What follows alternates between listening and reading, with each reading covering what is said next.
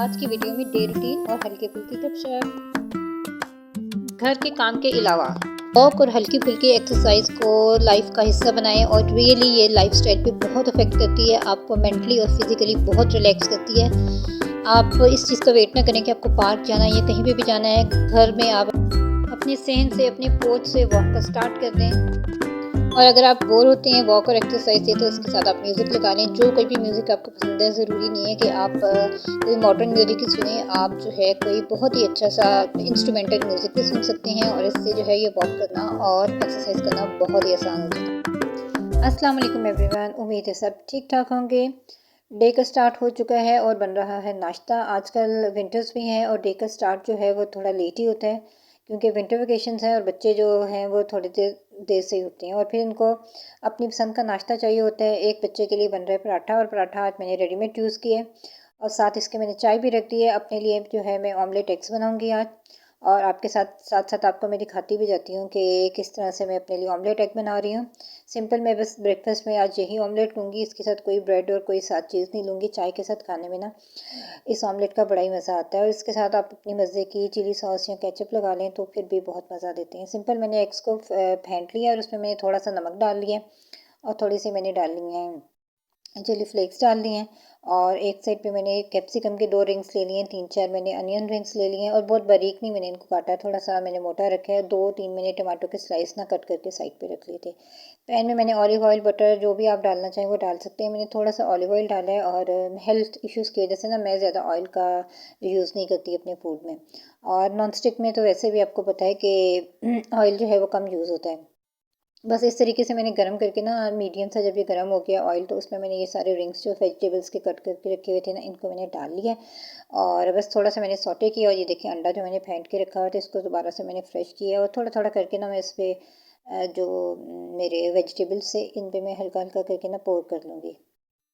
ये देखें इस तरीके से ना मैंने सारा एग पोर कर दिया और इसको मैंने वैसे ही टिल्ट जो है वो घुमा लिया ताकि सारा जो एग है ना वो सेटल हो जाए। ये देखें साइड्स को भी अच्छे तरीके से मैंने डाल दिए, साइड्स पे भी, ताकि इसकी बाइंडिंग ना अच्छे तरीके से हो जाए। और अच्छा ये नहीं है कि आपने 2 एग्स का ये बनाना है। अगर आप चाह रहे हैं कि 1 एग का बनाए ना तो पैन आप छोटा ले लें, छोटे पैन के अंदर आप इसी तरह से कर लें तो 1 एग का भी बन जाता है। ज़रूरी नहीं है कि ये 2 का ही हो। मैंने तो क्योंकि ब्रेकफास्ट में आज सिर्फ ये ऑमलेट ही खाना था, इसलिए वजह से मैंने फिर ना 2 एग्स का अपने लिए बनाया है। ऊपर अगेन मैंने थोड़े से और चिली फ्लेक्स डाल दिए हैं क्योंकि इससे ना ज़रा स्पाइसीनेस बड़ी अच्छी रहती है अगर ऊपर डाल दें। और सिंपल नॉन स्टिक जो था, एक मैंने ले लिया स्पैचुला टाइप चीज़, ये चम्मच, और इससे मैंने पहले इसकी कॉर्नर्स जो है ना वो सेपरेट कर लिए हैं और फिर मैं इसको जो हूँ आपके सामने फ्लिप करूँ। और अच्छा ऊपर ना इसके थोड़ा सा रनी था, अभी एग रनी था तो उसको मैंने ढाँप के रख दिया ताकि स्टीम में ऊपर से ना स्टेबल हो जाए।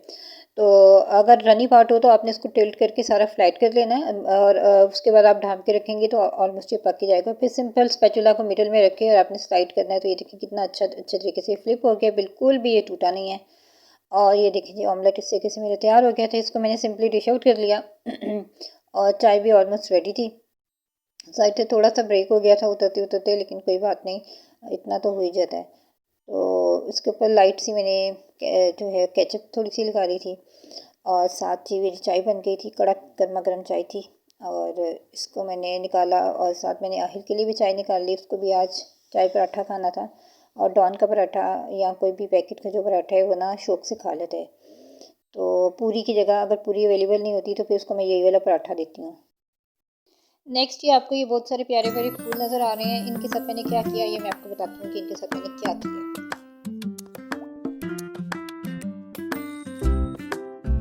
ब्रेकफास्ट करने के बाद मैंने अपना एक और काम जो था ना वो लाइन अप करके पहले से ही रखा हुआ था, और इतनी देर में मेरी हेल्पर भी आ गई थी। जब वो साथ साथ काम कर रही होती है तो मैं कोई ऐसा काम उसके साथ साथ ही करती रहती हूँ, साथ साथ उसको सुपरवाइज़ करती रहती हूँ जो कि ना मेरे लिए करने में भी आसानी हो और मतलब साथ साथ उसकी ना क्लीनिंग भी होती रहे।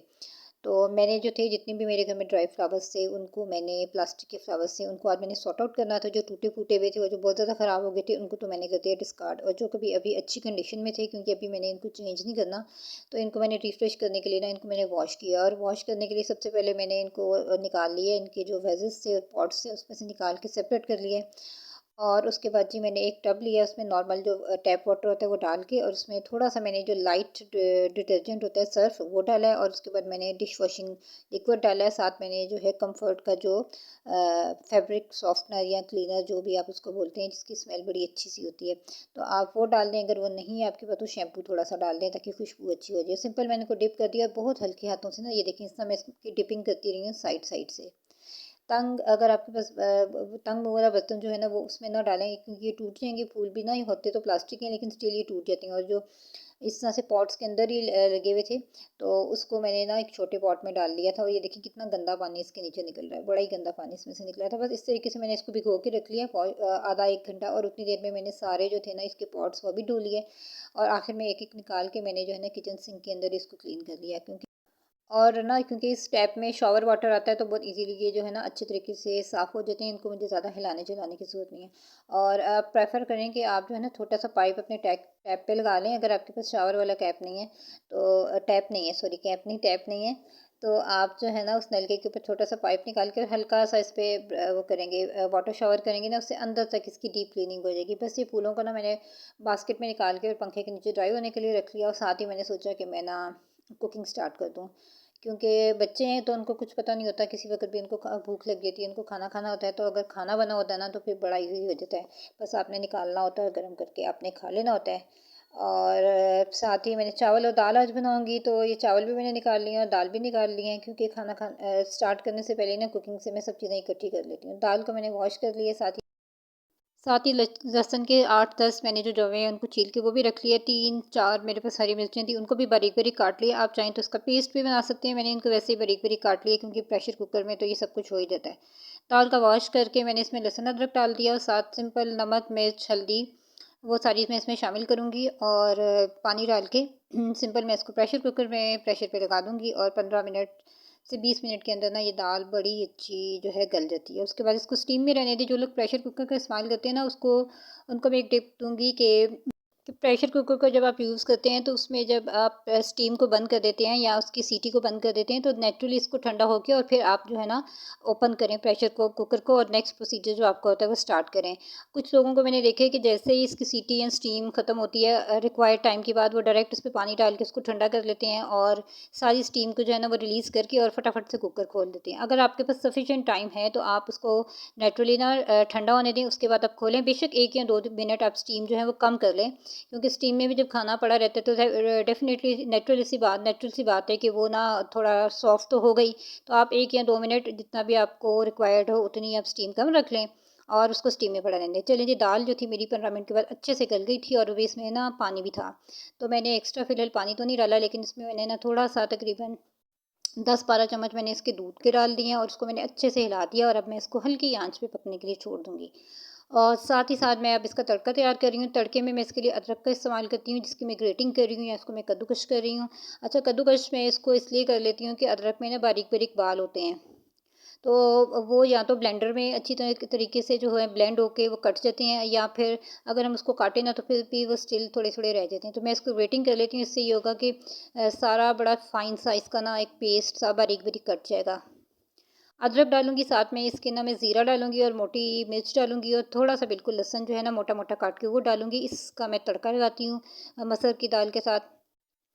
और उसके साथ मैंने जी अनियन रिंग्स काट के रख ली हुई हैं, और इनका मैं सैलेड बनाऊँगी। इसका सैलेड बिल्कुल वैसा ही बनता है जैसे कि मार्केट में आप खाते हैं, सैलेड लेके हलवा पूरी के साथ, या कोई भी वेजिटेबल या दाल अगर आप ऑर्डर करते हैं तो उसके साथ ये अनियंस का सैलेड होता है। तो इसकी रेसिपी भी इंशाल्लाह मैं बहुत जल्दी आपके साथ शेयर करूँगी। बहुत ही मज़े का बनता है, और परफेक्ट वैसे ही बनता है जैसे कि मार्केट में आप हलवा पूरी के साथ खाते हैं, चनों के साथ खाते हैं। बस ये घी को या ऑयल को दोनों को मिक्स करके मैंने इसको अच्छे से गर्म कर लिया। अदरक डाल दिया, बीच में लहसुन डाल दिया, और मोटी मिर्ची और ज़ीरा भी डाल दिया, और अच्छे तरीके से मैंने इसका अच्छा सा मज़ेदार सा तड़का तैयार कर लिया।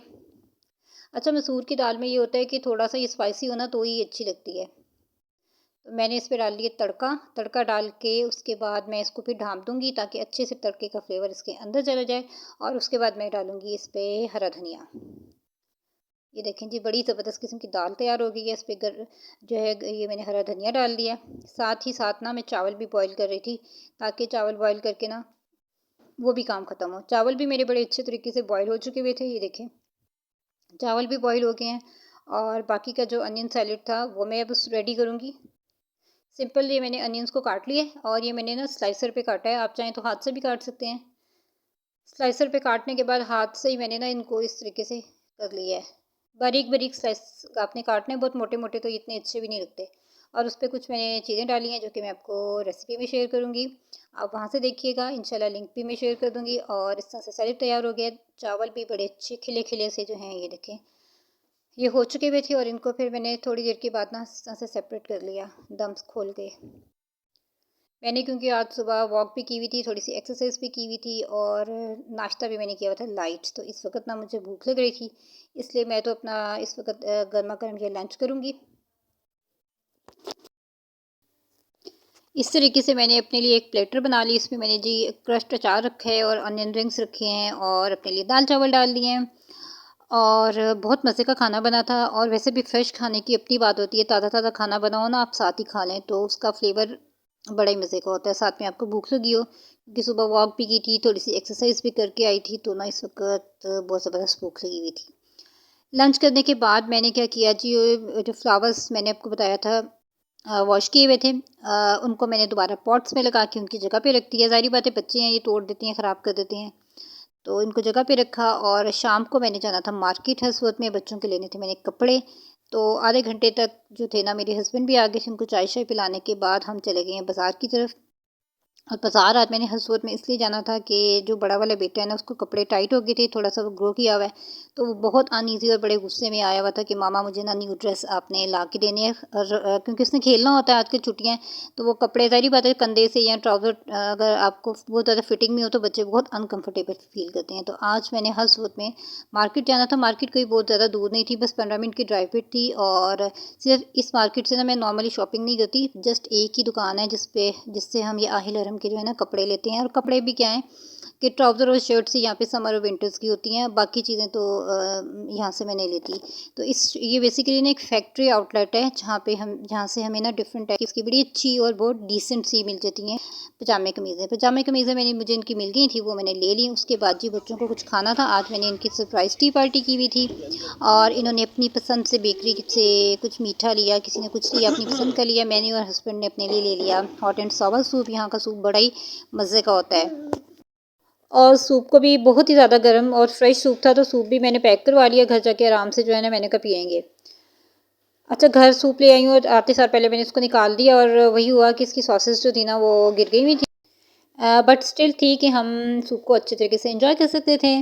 और बस ये सूप को मैंने निकाल के ना पहले साइड पर रख लिया और ये जो मेस था इसको क्लियर किया। उसके बाद जी मैंने बनाई फ्रूट चाट, और फ्रूट चाट के साथ मैंने फ्रोज़न पिज़्ज़ास निकाल दिए थे, वो बच्चों के लिए बेक करने के लिए मैंने रख दिए थे। फ्रोज़न पिज़्ज़ा की रेसिपी मैं ऑलरेडी शेयर कर चुकी हुई हूँ, लिंक मैंने डिस्क्रिप्शन में मेंशन कर दिया है। इस तरीके से बच्चों की प्लेटर बना दी, बच्चों ने भी बहुत एंजॉय किया और मैंने भी सूप को बहुत एंजॉय किया। नेक्स्ट मैं आपको बताती हूँ कि मैं मार्केट से क्या क्या लेके आई थी, वो मैं आपके साथ शेयर करती हूँ। ये जी बैग से, और एक एक बैग तीनों बच्चों का था। एक जी मैंने अपने लिए ना अपने सूट के साथ शलवार मैच करनी थी, वो भी परफेक्ट शलवार मैच हो गई। बाय चांस ही एक शॉप नज़र आई और उस पर मैंने चेक किया तो मुझे ना परफेक्ट ट्राउज़र इसके साथ मैच मिल गया। और ये सूट मैंने ऑनलाइन ऑर्डर किया था और इसके साथ ट्राउज़र नहीं था। जब मैंने लिया तो उस वक़्त मुझे नहीं माइंड में रहा कि मतलब इसके कलर का इशू हो सकता है। तो ऑफ वाइट सा कलर था, ना ऑफ वाइट था, ना क्रीम कलर था, ना बॉस्की कलर था, बस मिड का ही था। लेकिन अल्हम्दुलिल्लाह मुझे आज मिल गया। इस तरीके से ये पजामा और कमीज़ मैंने आहिल के लिए 4 सेट आहिल के लिए, 3 अरहम के लिए और 3 ही रमीन के लिए। और ये देखें सिंपल से ये कपड़े होते हैं, इनका फैब्रिक अच्छा होता है और प्राइस के हिसाब से तो बहुत ही ज़बरदस्त होता है। और साथ पे इस पे कोई एक्स्ट्रा ऑर्डिनरी किस्म की एम्बेलिशमेंट नहीं होती, जो कि नॉर्मल लोकल कपड़ों पे होती है। तो ये इस तरीके। अच्छा, जब भी मैं न्यू क्लॉथ्स लाती हूँ तो उनको मैं लाइट सा जो है ना रिंस करके उसके बाद मैं इसको यूज़ करती हूँ। तो सारे कपड़ों का अब मैं ना खोल के और इनको डार्क कलर के एक साइड पे और लाइट कलर के एक साइड पे स्मूथ से किसी डिटर्जेंट में डाल के और उसको मैं सोक कर दूँगी और सिंपल स्पिन करके मैं इनको फैला दूँगी, ताकि ये सारे कपड़े जो है ना पहनने के काबिल हो जाएँ। और बस ये प्रोसेस मैंने आगे किया। और रात के लिए तो खाना बनाई हुई था दाल चावल। अगेन मैं वही दाल चावल खाऊंगी और हस्बैंड भी वही खाएंगे, बच्चों को अगर चाहिए हुए तो बच्चे भी वही खाएंगे। और आज का व्लॉग बस यहीं तक। आज की वीडियो आपके